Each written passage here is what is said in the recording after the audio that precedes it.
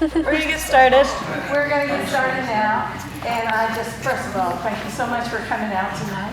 I really appreciate you coming to hear Colleen and Allyson talk tonight. And we're going to talk about her exhibition that's up. But first, let me tell you a little bit about where you're at. This is Flatbed Press, and I'm Katherine Brimberry. I'm the owner and director of Flatbed. Flatbed is both a gallery, which you are in right now, but we're also a studio. And we're a studio that's dedicated to the creation of using printmaking medium to create work. And we've been in existence for 36 years now. And this is our third location. But one of the most exciting things that happened when we moved to this location in 2019 is that we started a program called the Jerry Manson Residency, because we had one of the owners with me for many years, was a master printer at Flatbed.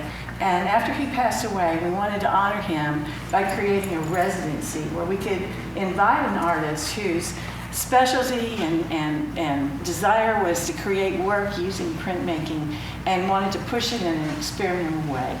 And so every year we have people who enter and we look at what they want to do and they propose projects. And this last year, Colleen was our 2025 Jerry Manson residency. And what that means is she came into Flatbed and worked in our studios, which you'll see if you go into the other room there, and worked for 3 months and created the body of work that you see around you. Now, you know, this body of work, this body of work that she created, she's going to be telling you about its source and where it came from, what inspired it. If you don't know Colleen, you need to know a little bit about her. She had graduated with an MFA from the University of Texas. I happened to see her work at the University of Texas at her graduate show a couple of years back. But she also got her BA from the Hampshire College in Massachusetts in 2009. It's impressive that she's also the Pollock Krasner Grant in 2017 and the Dorothy LaSalle Travel Fellowship in 2024, which has really promoted her traveling and doing residencies all over the world, including Germany and Ireland. Her work has been exhibited in the galleries here at UT, at the ACA galleries, and James Gallery in New York. I don't think I can pronounce it. The gallery in Germany. Redbud Gallery, Folks Gallery, and so forth. And now, Flatbed's Gallery. So this is Colleen, and she'll be telling you more about it. And wonderfully, we have someone to have a conversation with Colleen about the work and about what she has been doing. And this is Allyson Augustine. And she's an academic and arts professional and currently based in Austin.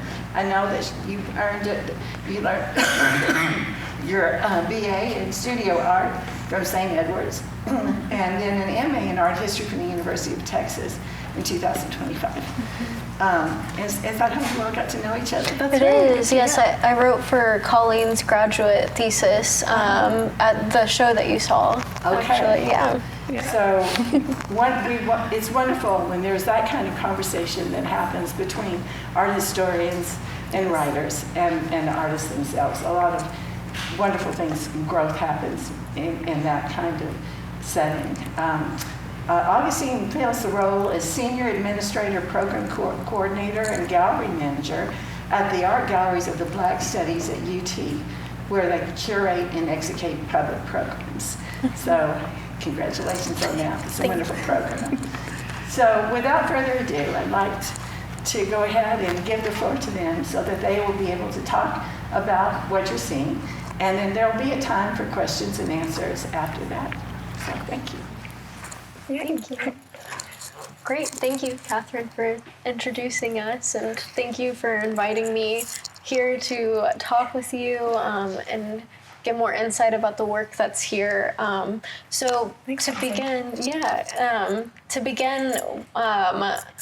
let's start with where these works were born from. Last year you traveled to Italy and visited multiple cities, including Rome, Siena, Florence, and correct me if I'm wrong, but your biggest, I think, inspiration was Sissi. Correct, yeah. Can you tell us a little bit more about your time in Italy and how your travels informed this exhibition? Yeah, absolutely. Like you said, I got the opportunity to travel through all of those places. I was a teaching assistant for art and art history course at UT, and then after that I went to residency in Assisi. And I wanted to capture my first impression as someone who'd never been to this place before and seen this color. So a lot of the work you see here is really influenced by the color palette that I experienced in that summer in Tuscany in the paintings.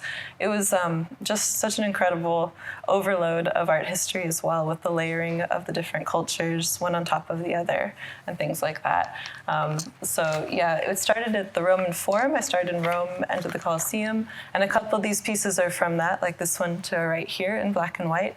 That one was reimagining the ruins. And then over there in the back left, there's this hand that's a sculpture. I mean, it could be, but it's a sculpture over there on the grass. And I was just really impressed by the layering of traditions, of beliefs, and for that one especially, like reliquaries, finding that kind of spiritual and this reverence for something that people would go for pilgrimages to.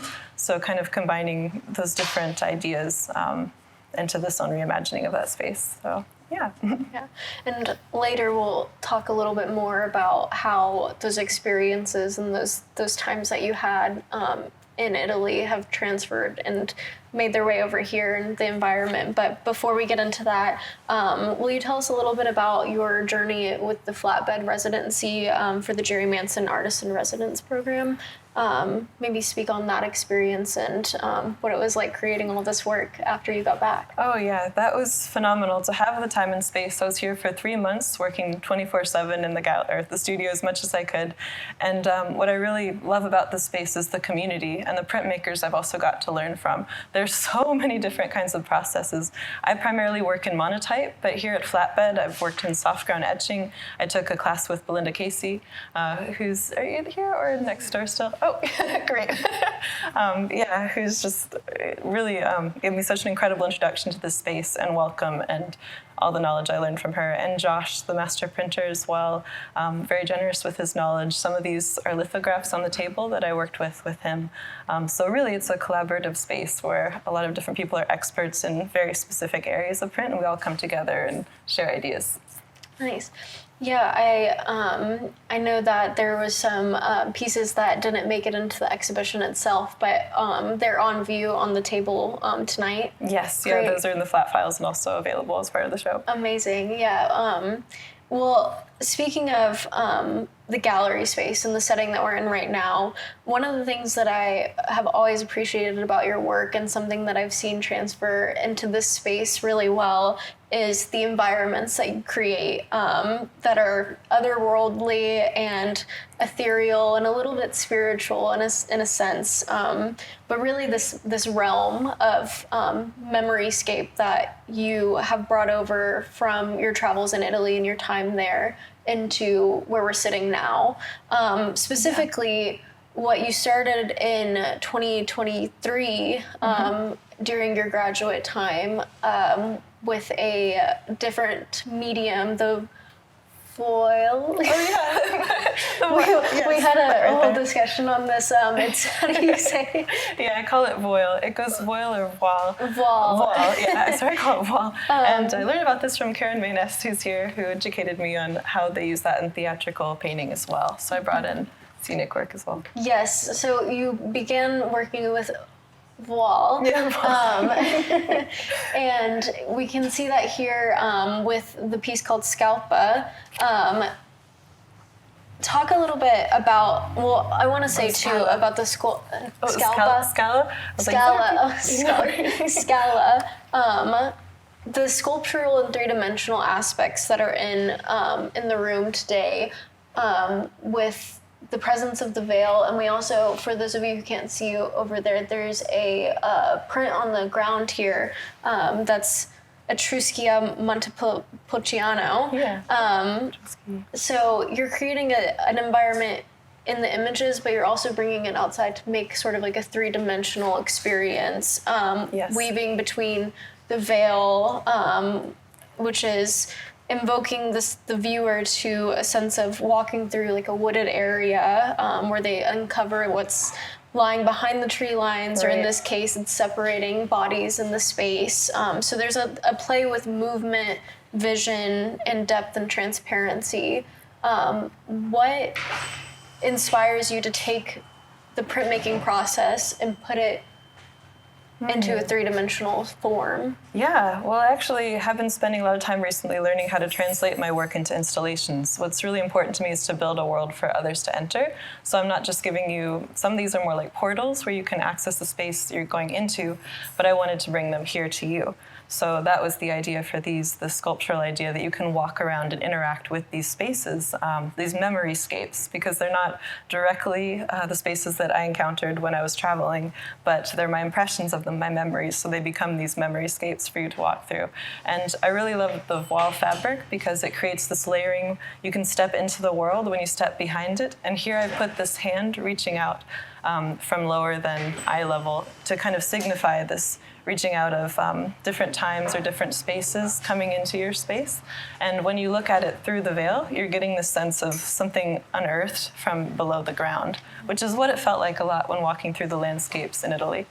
And some inspiration for that, now that I'm thinking about it, from Italy, was going to, San Marco, where the monks were, and they had these cells where they had these direct frescoes that were from the Bible, and it was the monks meditating directly with the figures. So you're bringing in painting into the space, and that was just something that really inspired me when I was traveling there, that you were actually transported to this other time and space there with you in that same room.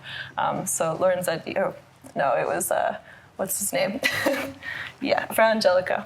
Yes. Gotta remember the art history terms, who did those that really inspired me. But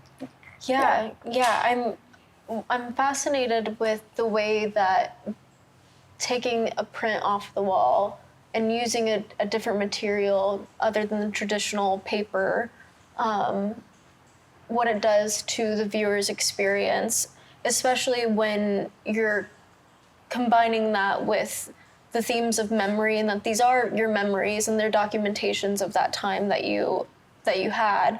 But at the same time, the ephemeral nature of your experience is still vague enough for the viewer that it leaves them a heuristic experience. So they're able to make connections themselves, or find their own approaches and do their own searching. Exactly. Yeah, I wanted to give you that space to not try to tell you what it's supposed to be, but for you to discover what it is for yourself. That's very important to me with these works. Yeah, and I encourage the audience, hopefully after, when we have a second to live in the work, to stand in front and have your friends travel around the veil.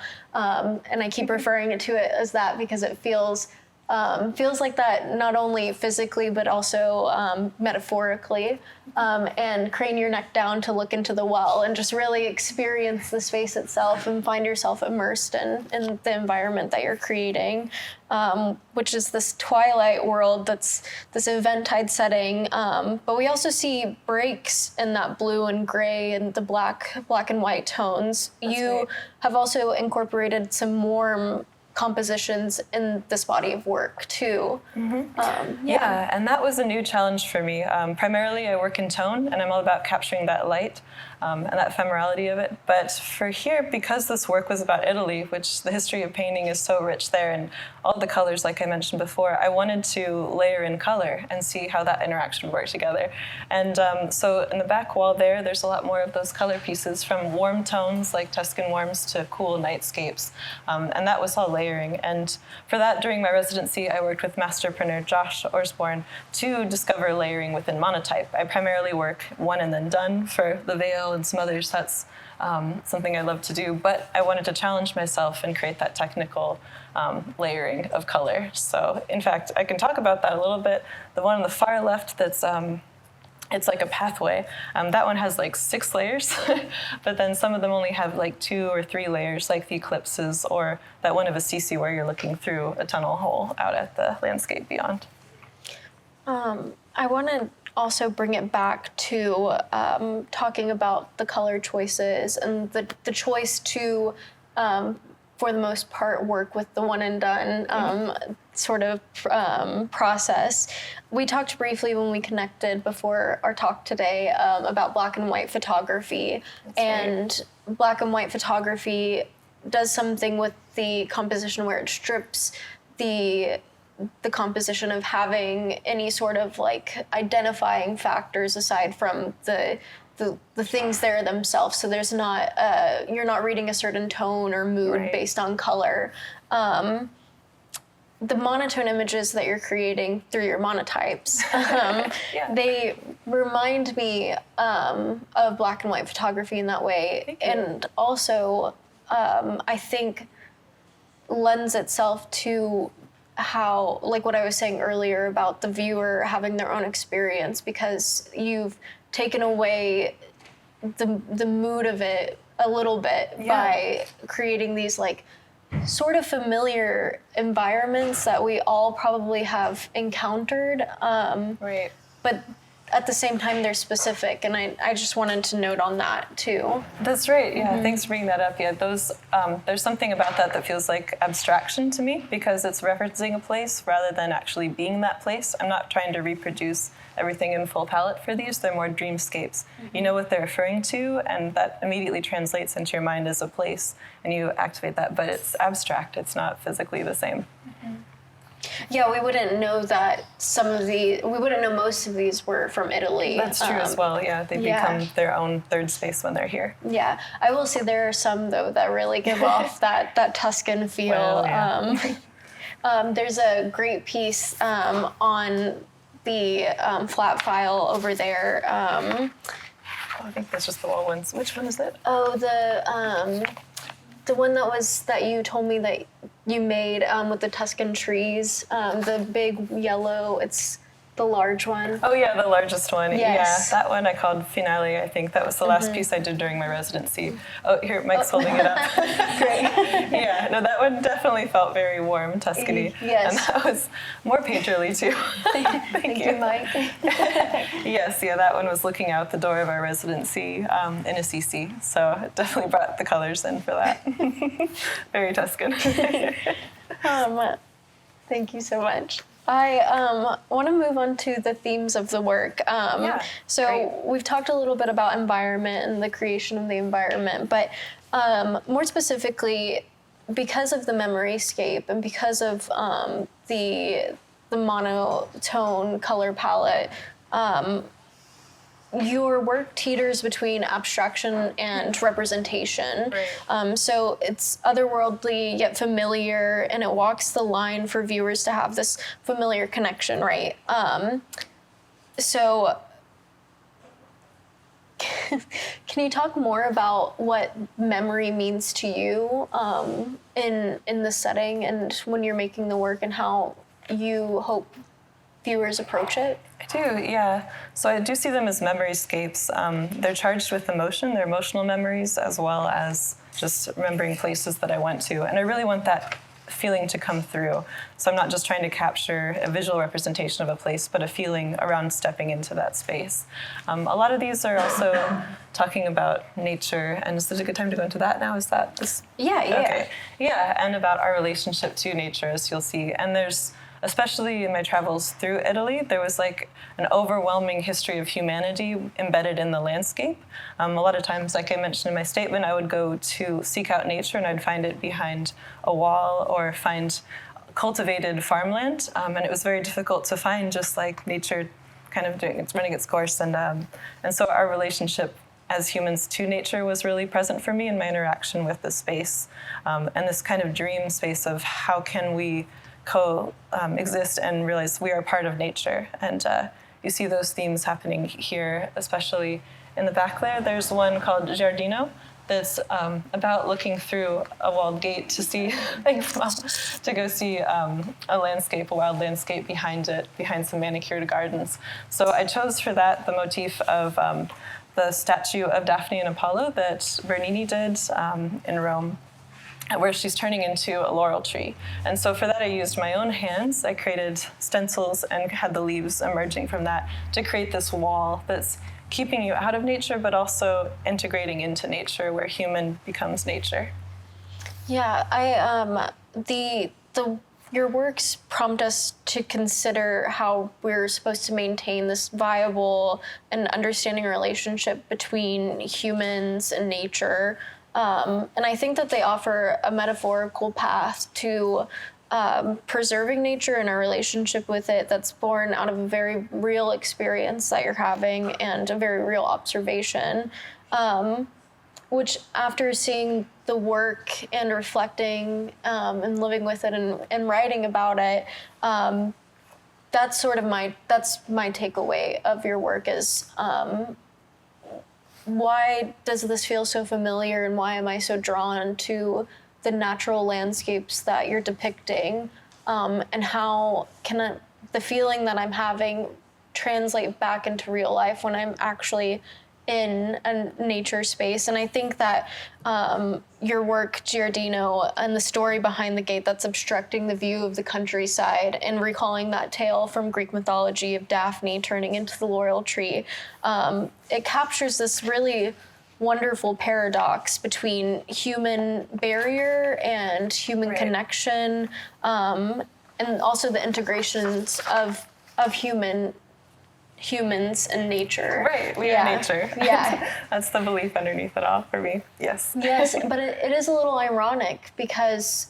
it's keeping us from nature, especially with your depiction of the gate.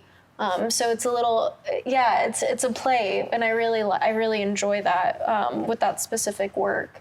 Thank you, yeah. There's a lot of tension between those two connections to nature in this work.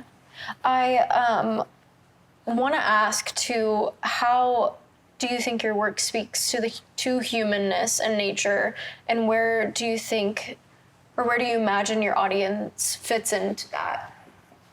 Yeah, like I've said before, kind of it's about that connection between the two. And so when you step into this space where it is like a man-made staircase within nature, I want there to be an integration where humans belong within that space. So this is not a particularly menacing show. These are very inviting images. Some are barring you between you and the subject a little bit. There's that push-pull. But I do want it to create this safe space, this idea of what could be when we actually really look and are with nature in that peaceful space. So. Yeah. I think it might be time to talk about process. Oh, okay.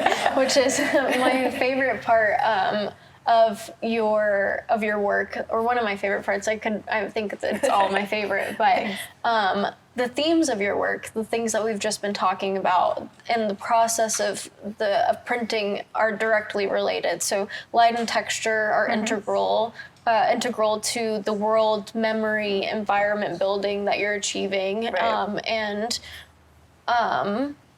Often your outcome can be unprecedented and deliver surprising contributions. That is so true. Which for any of the printmakers in here, I'm sure you can agree that sometimes there are things that happen on the print bed that you don't imagine would have happened. So happy surprises, and hopefully, but you never know. Yeah. So will you walk us through? My question on here is a little too wordy, so I'm gonna ask you first to describe to the audience what the process of making a monotype is. Sure. Yeah. So to make a monotype, it's basically a transfer painting. So I have this blank slate.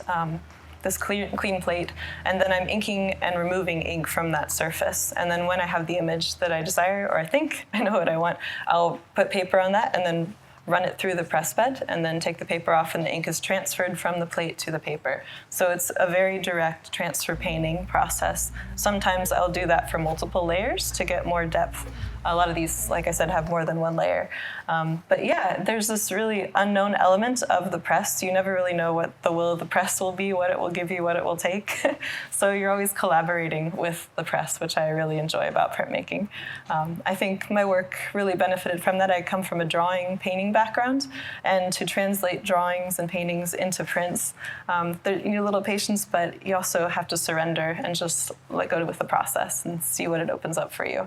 And yeah, surprising, always. One of the things that I love that you've said about this work and about your time at Flatbed is that you mentioned that there's an exploration and a surprise, but specifically you referred to the will of the press. Yeah.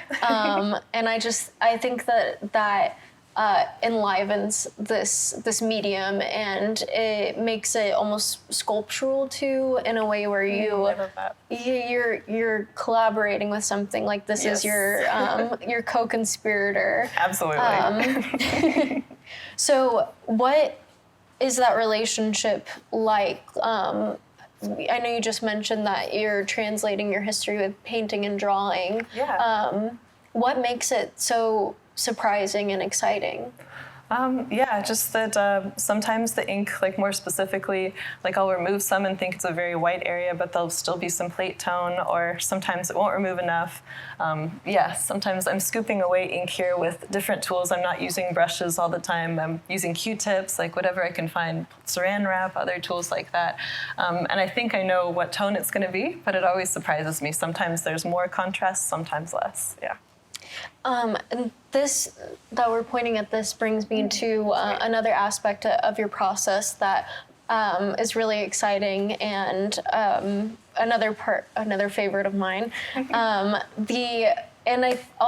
Another point, I think it also goes into the idea of layering that you brought up earlier. Yeah. So the overlaying of these buried histories that you were mentioning. Right. Inspiring the layering in your monotypes, and amplifying, obscuring the aspects of the previous version. But in some cases, you use a ghost print, which is the leftover ink from the first print that you made, and it makes another complete work, which is this one, another version of Scala, the wall. That's correct. Yeah, so what leads you to committing pieces to those sort of leftover impressions, and how do you think it relates to the ideas that you had when you were creating them? Let's see. Yeah, I think it's still a little bit different. It will sometimes create more contrast, like some ink is left over in parts with less midtones. It's just kind of part of that creative process where you're not thinking too much, you're just making, and you're seeing, what if I get this ghost? Then maybe I can print on top of the ghost, which I did with some of the pieces on the table as well. But yeah, this is a ghost print of the veil, and to explain that process, I should explain how that one was made. So for this one, I actually used the bed of the press as my plate, and I inked that up, made sure not to get any on the blankets, and then I ran modularly. So I printed half of it, and then I ran the second half. So I had to line up the layers so that it would all look like one image. After I created the first print of that, then there was still a lot of ink left over, because to print on that material, you need a lot more ink than you think. It was like black. I had no idea what it was going to look like. But then it left this really nice texture of the veil, and the edges kind of came through. So you have that kind of barrier of the texture added to this image to kind of take you out of it a little more, make it more sculptural. Another question I'd like to ask you about your process is, and I think Scala is a great example too, because you would think that a press bed would be a little limiting, but you've taken a traditional printmaking format and turned it into something that can expand past the boundaries of how large the press bed is. Yes. So it's always my goal. Larger the better. Yeah. What inspired you to take on that challenge?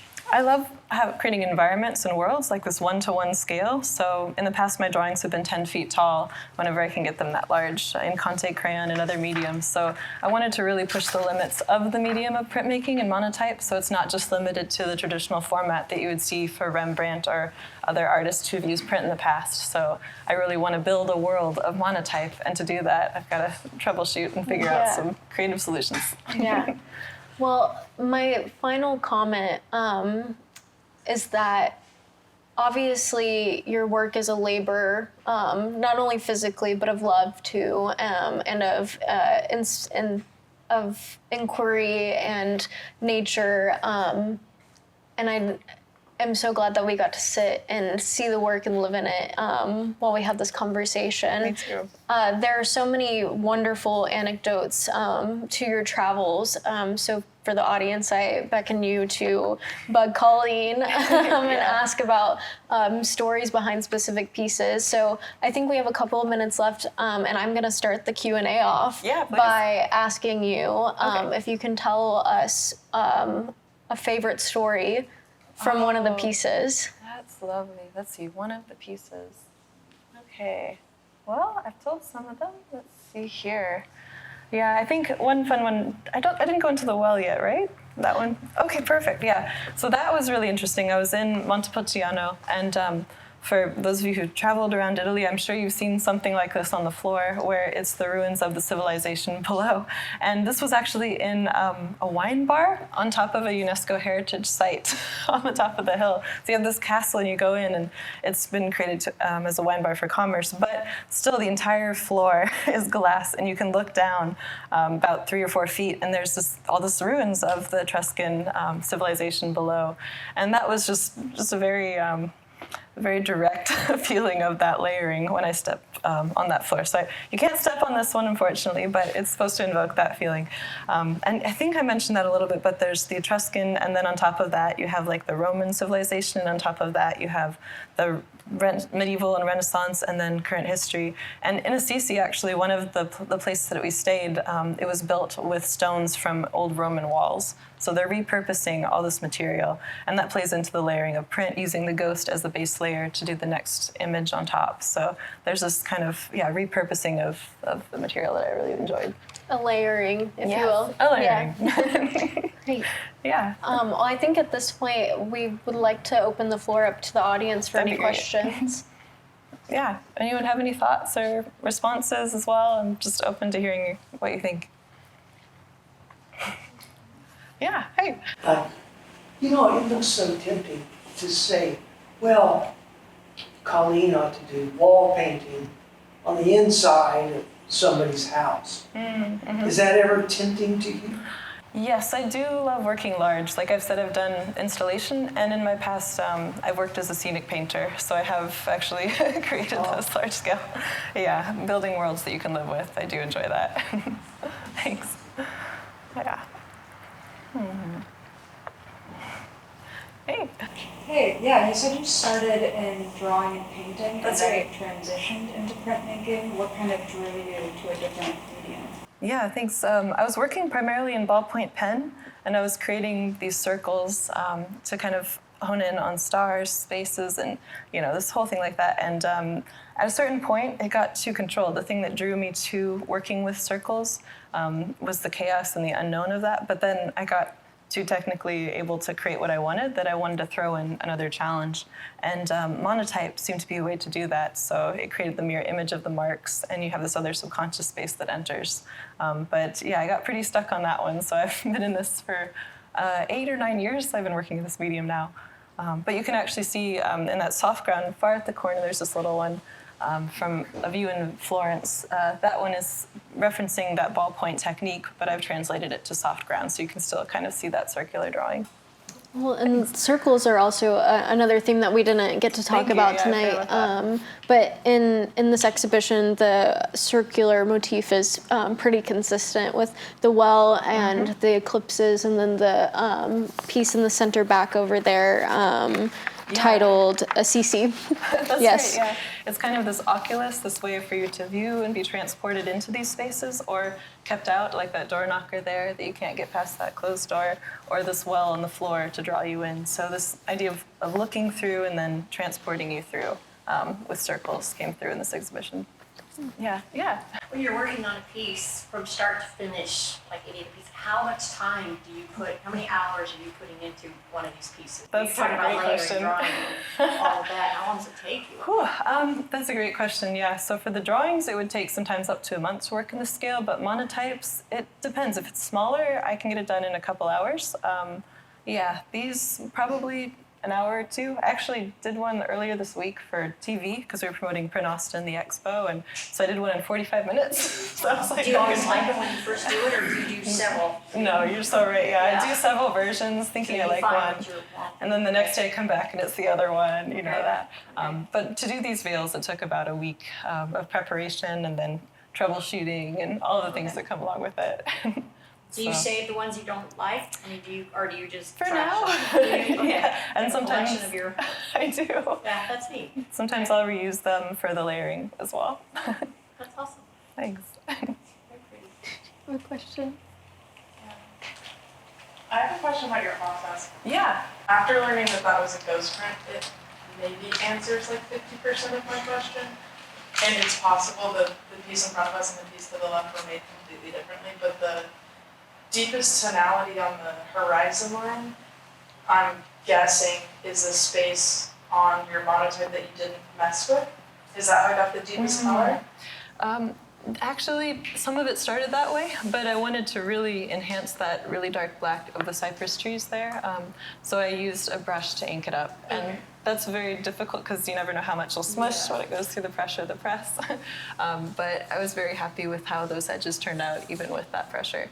And yeah, that was a site I didn't mention outside of Venice. Like there was this graveyard, actually, island. So I took a boat ride around that at sunset, and just really a moving experience to see this white-walled graveyard full of cypress trees behind in the water. My second part of that Yeah. is that, okay, so if you used a brush to add darker ink to it, Yeah. the piece in front of us, I'm wondering if like the darkest part of it is so light because it is a ghost print. If that is the case, then the next part of the question doesn't matter. If that's not the case, did you physically take away from the entirety of the space you're working on, or is any of the darkest value in there like untouched? That's a really good question. I think some of this is untouched, yeah, because with a lot of these larger works, I'll start with a large roller. So I love to apply evenly this really rich tone with a roller, and I can get a great tonal range. So like the sky on the veil, you can see how it kind of gradiates back to white. That was done with a large roller. And so I did try to kind of plan that out as I went to figure out which parts to leave and which parts to remove. And like everything else, if you work too much, you can overwork it and you lose that rich tone. So it's always that balance of what do I keep and what do I change? It's a great question. Yeah. Oh, then you don't. Prior to working in print, you kind of talk about like being, you didn't use these words, but like at the mercy of the process, I guess. Were you kind of inspired by that in making such a memory, ethereal collection of work? Like, were you inspired by the process, or is that something that you also did prior to being at the mercy of the process? That's a good question. It was something I always knew I wanted to get to, but I found that monotype was the best way to bring that through. But yes, I do find that is a really great way to bring in that memory and emotional space. You're trusting your gut in a way. You're not planning it all out mentally, so it keeps me in that space of creation and that process by working with an unpredictable medium and surrendering to that.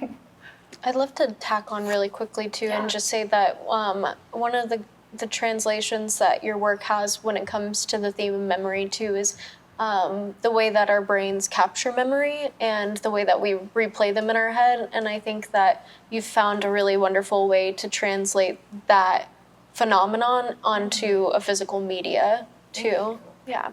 Really appreciate that. And Jonathan? Yeah. I was wondering if you could speak to the title, The Unfound Door. Yes, thank you. It has like a lot of kind of paradox to it. And I haven't read it, so if that's the answer, I apologize. Thanks so much for bringing it up. So I'm curious if you could speak to what you're trying to convey with it. Yeah, an unfound door. That directly relates to a quote, and I put it here from Look Homeward, Angel by Thomas Wolfe. A stone, a leaf, an unfound door, a stone, a leaf, a door, end of all the forgotten faces. So it's this kind of searching and not sure if you're finding it, but just kind of trusting yourself to find those places. And that's a lot of what the experience felt like for me, like wandering through, looking in Italy at these places, like what I was trying to find. I wasn't quite sure what I would find. So this is the result of that inquiry, but I'm not sure if there's a direct answer of what I found. So I wanted you to enter this space of searching with me to see what you find. Yeah. I find such delight in the scale that you're choosing to work with your work and embodiments. I can see your body's motion evident at the scale of this work, and I'm recognizing, I think, some of the marks you're creating from our shared past life. Yes. And I find it's really beautiful, the idea that, like Daphne, your fingers had to grow those leaves. Your body had to move in a way to make that motion. I could see the side of your hand from a glove lifting off that print. It's just the echo of your existence in the work is such a gift to remain imprinted in this time of your memory of the place, but also your commitment and your spirit, and it's beautiful. And thank you. Thank you, Karen. And it feels so tied to Daphne and that longing to fully connect yourself to nature and the gift you've given us through your efforts. Thank you very much. Yeah, that idea of the hand came through in a lot of images as well, but I love that. Yeah, that's a really great point, that the marks that I made were the echoes of my fingers and my physical form to create these. It's the human scale, and I'm glad that comes through. Thank you. Yeah, thank you so much, Allyson.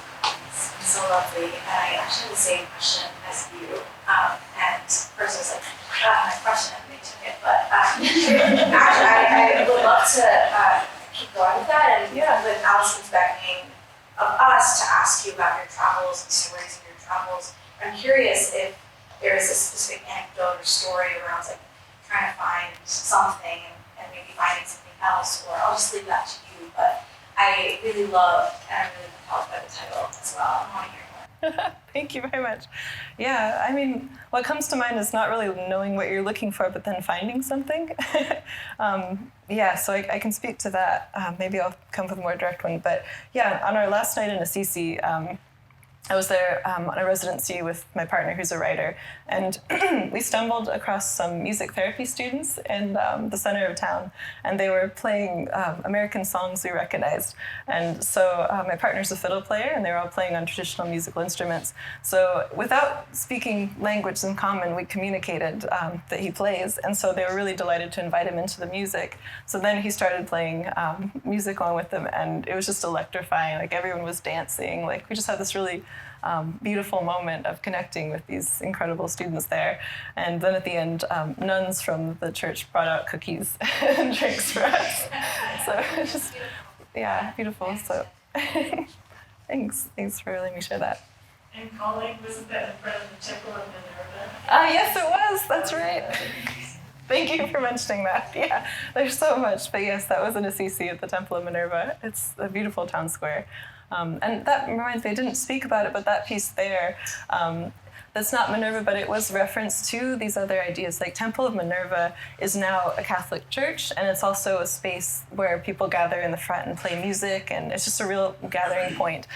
So for this piece here, I was walking through kind of fields trying to find a connection to nature and looking for paths that were open to the public, which is difficult to find.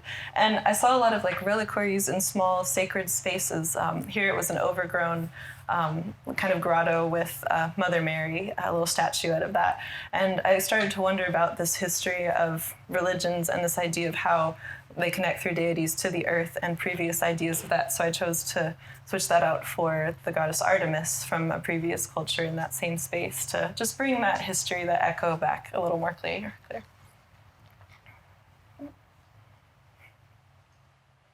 Cool. I think that might be our time. Yeah, that's been great. Thank you so much. Thank you. Thank you so much. Thank you.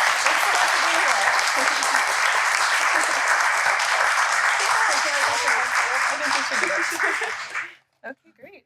Yeah, so feel free to check out the exhibit, walk around. Yeah, ask me any questions. Oh, thank you.